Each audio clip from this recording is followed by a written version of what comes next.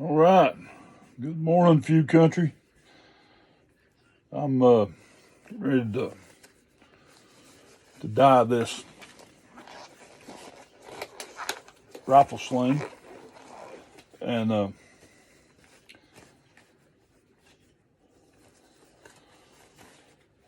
trying to get my stuff together here.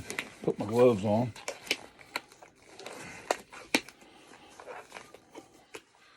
This part of the process doesn't take very long. The thing about putting dye on, it just goes on, then it's got to dry. That's what takes so long.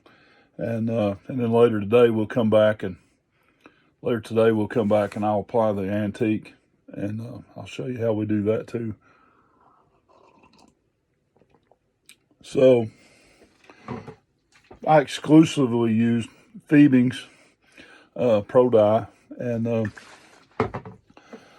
keep a couple of different bottles here. I keep the big ones just for storage, but I always pour into the small ones because I like using all the smaller ones. It's easier to use them. And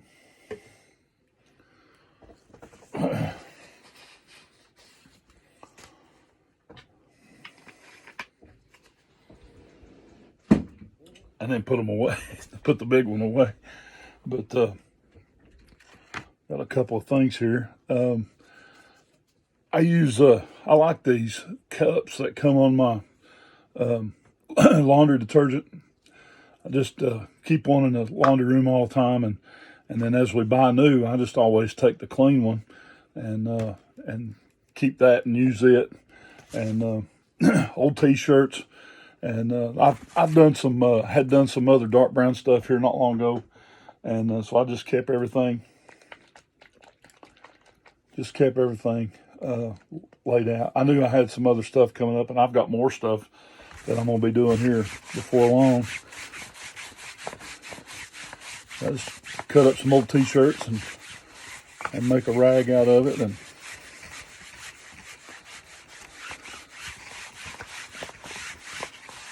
then I can apply it. I wanted to do this first. I wanted to show you this because in the next phase, in the next step, when we put the antique on, I put a top coat of what's called tan coat or Pro Resist.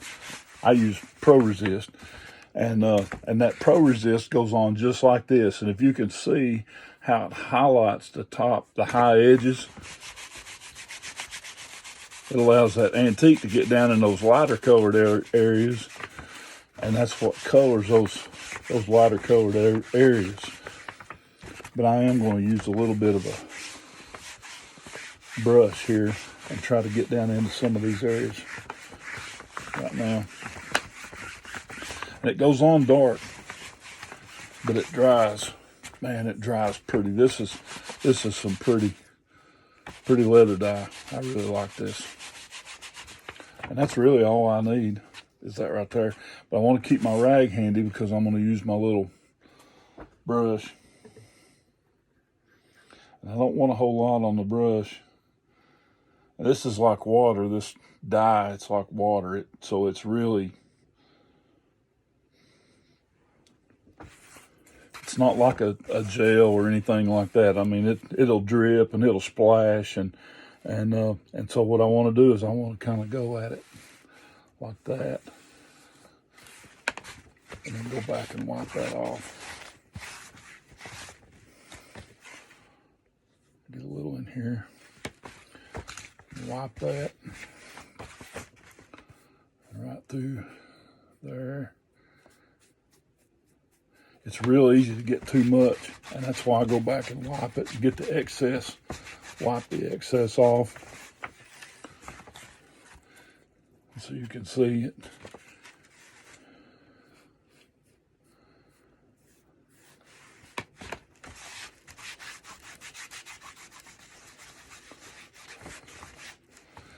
And it always looks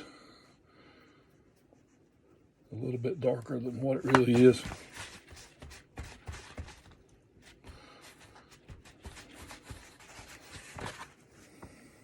Now right down the middle.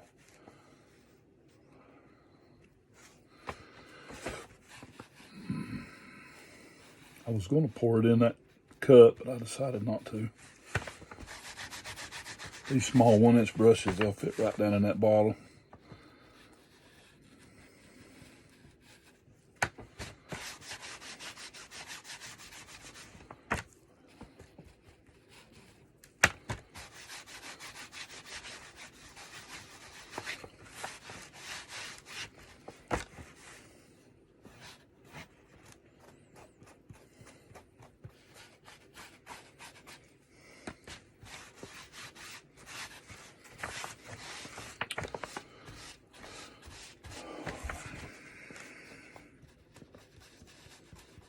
All right, so we'll let this, here's what it looks like right now. You can see the strap starting to dry up a little bit, and that's more along the color line of what we're looking for, because when we put the antique on it, it'll turn a little bit darker anyway, and even out the color across the whole thing. And so I'm not too concerned about any of the low spots still being real tan. The lighter colors, I'm not worried about any of that at all, because that antique will get down in there, and I'll show you that in the next video.